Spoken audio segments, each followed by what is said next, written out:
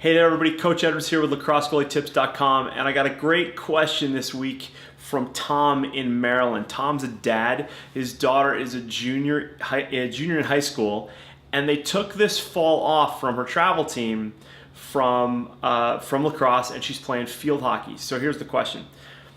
Dear Coach, thanks so much for your great answers. I really appreciate the videos and all that you do for the lacrosse goalie community. Thanks, Tom. Appreciate that. My daughter is a junior in high school, and this year, to give her a bit of a break, both mental and physical, we decided to keep her out of lacrosse for the fall. She is still playing field hockey and focusing on her studies, but we're wondering if we made a mistake. As you know, lacrosse in Maryland is pretty competitive, and we're now regretting taking her out and wondering if this did more harm than good. Thanks so much for your answer in advance. Sincerely, Tom in Maryland. Well, Tom, great question. And to be honest, it's one I get a fair bit this time of year. It's the fall, and people are either playing or they're not, and then this creates a bit of angst either way. I could probably find a question for you with the opposite approach, but I want to let you know something. So when I was in high school, I played 3 sports. I played soccer, hockey, and lacrosse. I was pretty much a goalie in all sports, although by the time I got to about my sophomore year in high school, I was athletic enough to play all positions, and sometimes I did. But one thing I always noticed was that when I came back to play lacrosse in the spring after the hockey season, and after my luge season was over, which for those of you who know, I was an Olympian in the sport of luge, when I picked up that stick for the first time, I had had both a mental break and a physical break. And what was really cool about that was that I felt fantastic.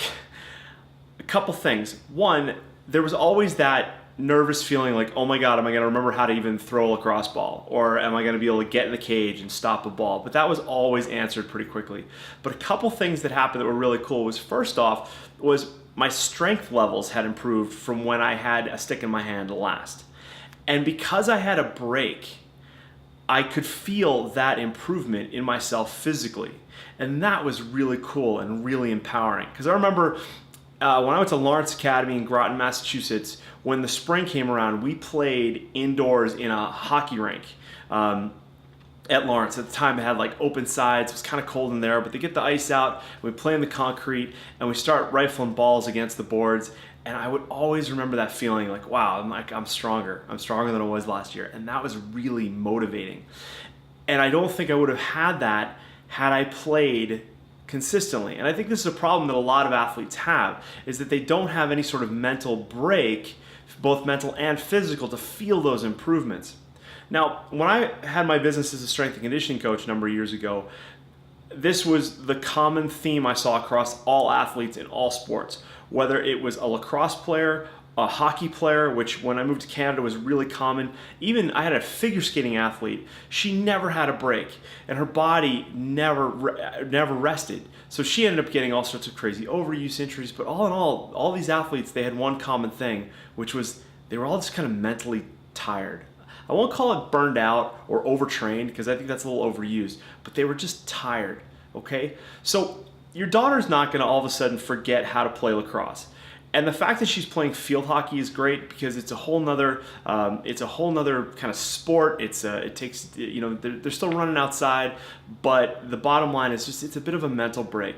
She's gonna have a chance to focus, have new friends. She's probably got teammates on that field hockey team that she didn't have on a lacrosse team, and that's healthy too, okay? That's a big deal. I find all the angst that happens now inside high schools when athletes just play one sport and they get their sport click.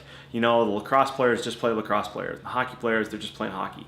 But when I grew up, what was really cool was that when you played soccer in the fall, you may play lacrosse in the spring with some of the football guys that you didn't really get to hang out with in the fall. So socially, I think is really important, okay? And so there's so many benefits to not playing. And I think now in this like youth sports crazed environment that we're in, that too many people are afraid to do what you've done, which is to say, hey, you know what, listen, hon, let's take a break. Okay, go play field hockey, something that you enjoy doing, because I guarantee you in the spring, she will come back physically stronger but mentally fresher and just excited to play. And that, I think, going into her junior year is going to really carry over into her game, and you're going to see benefits that you didn't think that you were going to have. So Tom from Maryland, thank you so much for the question. This is a great question, and I would love to hear other parents' comments to this below this post. Please feel free to chip in and give us your thoughts on what you've done. Maybe you've seen it either way. I have seen it either way, but I really like this approach, and I think more athletes need to do it and not be afraid of both the mental and physical benefits of taking a break. Okay? So Tom, thanks again. As always, I'm Coach Edwards of lacrossegoalietips.com. Do me a favor, Facebook, share this, tweet it, leave me a comment below. That's huge, so that we can further this discussion. And I look forward to your questions in the months and weeks to come as we get ready to a very fast approaching spring season. Cheers.